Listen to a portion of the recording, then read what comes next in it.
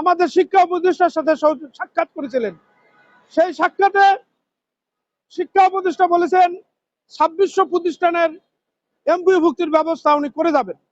কিন্তু আমরা কি দেখতে পাচ্ছি, এখানে তাফসিল ঘোষণা হয়ে গেছে। আপনার 12 ফেব্রুয়ারি নির্বাচন, আপনার একটা এমপিও দিতে গেলে যে কার্যক্রমগুলো আছে সেটা এখন পর্যন্ত শুধুমাত্র মাধ্যমিক উচ্চ শিক্ষার আমরা নীতিমালাটা পেয়েছি। এখন পর্যন্ত কারিগরি মাদ্রাসার নীতিমালাটা এখনো পরে রয়েছে, অর্থ মন্ত্রণালয় এখন পর্যন্ত মতামত আসেনি।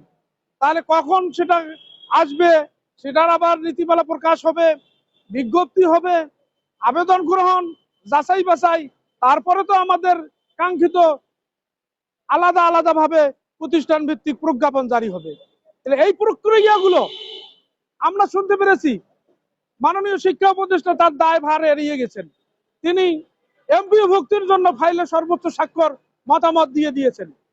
তাহলে যারা এই কাজ নিচে যারা কাজগুলো করতেছেন, আপনার সফটওয়্যার আপডেটের কথা বলে কালক্ষেপণ করতেছেন, এটা কিন্তু শিক্ষকদের সহিত প্রহসন আমি মনে করি। এই অবহেলিত, লাঞ্ছিত, বঞ্চিত শিক্ষকদেরকে আমি সেই সমস্ত কর্মকর্তাদের দৃষ্টি আকর্ষণ করব, আপনারা লেখাপড়া করেছেন, আপনাদের শিক্ষক নাই। আপনারা প্রাইমারি স্কুল পাস করেছেন, আপনারা হাই স্কুল করেছেন, বিশ্ববিদ্যালয়ে লেখাপড়া করেছেন, আপনাদের অবশ্যই শিক্ষক আছে। তাহলে সেই শিক্ষকদের কথা চিন্তা করে, আমরাও তো শিক্ষক, 20-25 বছর থেকে আমরা শিক্ষকতা করি। তাহলে আমরা বেতনহীন ভাবে যদি আমাদের এই দায়িত্ব পালন করি, তাহলে কিভাবে আমরা সরকারের সেই কঠিন শর্ত পূরণ করব? আমরা কিভাবে আমাদের প্রতিষ্ঠানকে পরিচালনা করব? বেতনহীন ভাবে কিভাবে আমাদের পরিবার চলবে? কিভাবে আমাদের সংসার চলবে?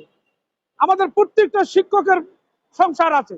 এই যে আমাদের ম্যাডামরা এখানে আসছেন, ম্যাডামদের সংসার ছেড়ে, স্বামী সন্তান ছেড়ে তারা এখানে এসেছেন। আমরা এখানে এসেছি সর্বপ্রথম আন্দোলনের এক পর্যায়ে আমাদেরকে শিক্ষা উপদেষ্টা ডেকে 17 দিনের আন্দোলনে, প্রথম যে আন্দোলন আমরা আসছি, বলছেন আপনাদের দাবিটা সরকার মেনে নিয়েছে, আমাদের মেয়ের মধ্যে প্রজ্ঞাপন হবে, জুলাইয়ের 1 তারিখ থেকে আপনাদের স্যালারি ভুক্ত হবেন। কিন্তু সেটার বাস্তবতা না পেয়ে আমরা আবার 3 দিনের আন্দোলন দিয়েছি। আবার 3 দিনের আন্দোলন সফল না হয় আবার সারা দেশের বিভাগীয় সমাবেশের মাধ্যমে সারা দেশের শিক্ষকদেরকে আমরা রাজধানীর প্রেস ক্লাবে সমবেত করে আজকে 61তম দিনেও আমাদের সেই সুরা হয়নি। আমরা চাই এই শিক্ষকদের বঞ্চনার জীবন থেকে, লাঞ্ছনার জীবন থেকে তাদের ন্যায্য যে পাওনা অধিকার, তাদের প্রতিষ্ঠান